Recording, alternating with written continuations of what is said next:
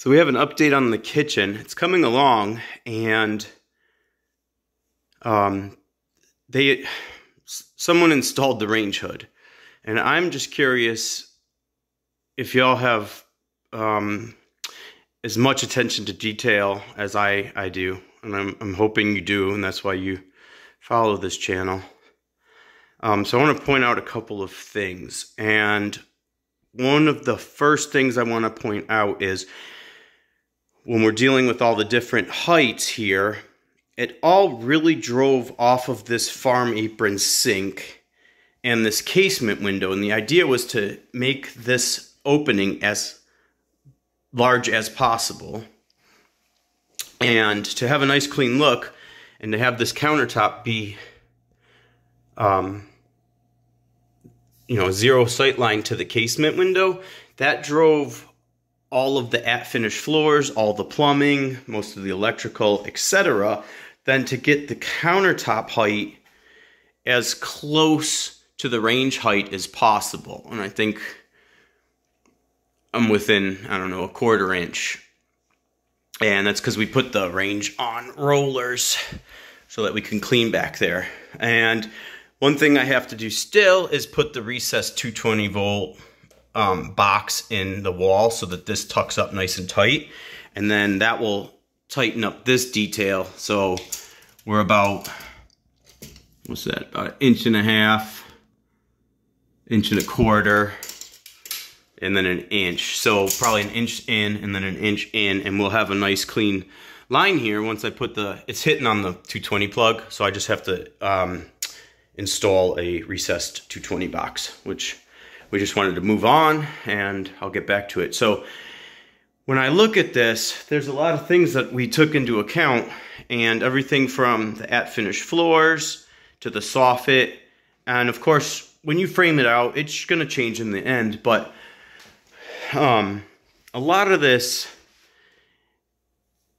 details around the initial programming, which is when you get your feel for how you want the space to look or feel and perform, because this is a kitchen, it's utilitarian, and we want it to work. So it's also a working kitchen. And so one of the things when we did this is we wanted to make the space bigger. That's why we vaulted the ceiling. That's why we put the big casement window in. We went with light colors, big farm apron sink. And one of the big drivers in the design, not the layout, it was the patterns here. And if you see, we have some geometry going on, okay? Here's our drawer pulls, very subtle, but if you notice, that gets repeated down here in the floor, okay? And then if you look in the tile, if you're following along, this was all laid out so that the stove lands on the first, call it a flower petal, but what we're looking at right here is this is the seed of life, okay?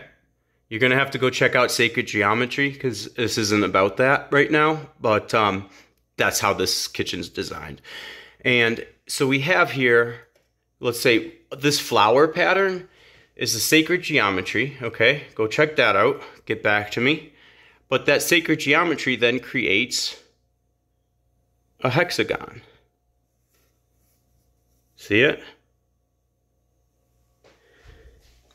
There's supposed to be 2 full seeds of life or flower petals in this design, okay? From the finish of the stove to the range hood is supposed to be 2 full flowers. And that was to give the effect of the tile, which we spent a lot of money on. Second is that the idea was to mount this range hood as an island mount, ceiling mounted or an island mount. The idea was that when you're coming over here to the bar,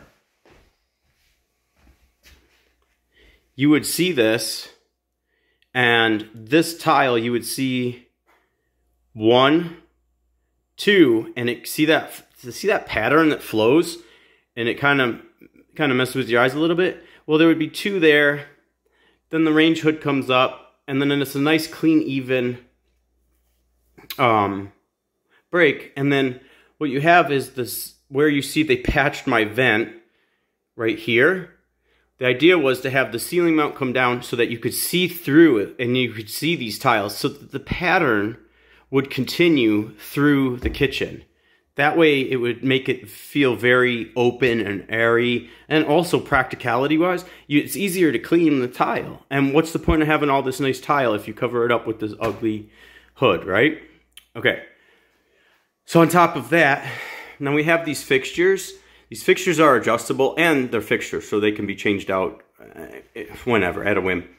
But the point was this stainless steel is to match with that stainless steel. And so we have bar light, the stainless steel fixture portion, because these are actually changeable too if you want different colors. And you see how that light really just opens up, and that light, this stainless steel is supposed to be with that stainless steel, so that when the range hood's on and the bar lights are on, they all cast down. And so with this island ceiling mount also, what that does is from our range hood,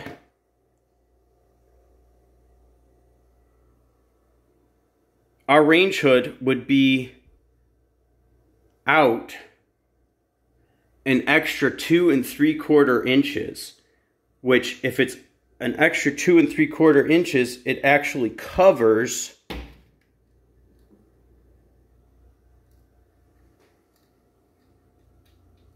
the first burner. So if you have something on the stove, it gets all of the venting out, and that takes care of all of the moisture. So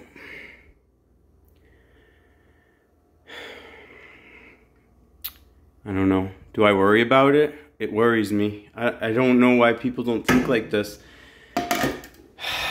This is 23.5 inches from height. I don't know, maybe that's good for an apartment. I don't know, but my head hits here. So this is head height. So you're not going to be able to look. Well, I guess you can look in, but that's a headache. That's why, I mean, I just don't get these guys. All right, so I had the range hood set at 28 inches because I'm not going to hit my head on that. It was supposed to come out a little further. It's supposed to give light down to the cooking area. It's supposed to vent, and then it comes out. Now, I also put a 6-inch vent. It was hard vented. I did it while I was framing. I did it through the roof. It's all insulated. It was all packed with Roxwool mineral wool. And it was designed for a 6-inch duct. The 6-inch duct was designed with the 6-inch duct from the manufacturer specifications for the maximum cubic foot per minute extraction. The better your efficiency at extracting the CFMs from the motor, the quieter the noise is, which is the decibels, dBA, which is measured in sones. The motor has a sone rating, and the CFMs have a rating. Now, to get all of that moisture up and out of the space as fast as possible, it needs to be the specifications. That was existing for the old home, and it's a 4-inch duct. If you notice, this is for a recirculating apartment stove with charcoal filters. The whole point to hard venting it is to get the moisture, the vapors, the oils, all of that out of the house so that you're not breathing it in. Also, that's flex duct. All of this was hard duct. That's flex duct. Technically, this all is up to code, but who wants to look at that? You spend all this time with design, and then you look at that. Like, I don't know.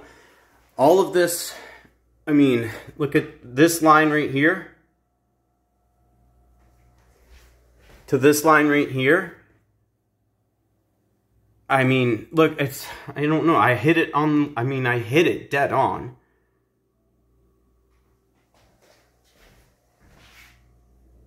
You know? So a little bit of gray caulk right there, and this line disappears, and this is seamless. So I don't know, should I worry about it? Because, you know, I made sure that hit dead on. I mean, everything was aligned. So I don't know, that's my attention to detail. I want to know, hit me up in the comments. Let me know if you think about things this much. Let me know if you checked out some sacred geometry videos after that. And then, yeah, let me know if you think I overthink things or if it just looks right and sounds right. All right, y'all. Thanks a lot. Cheers.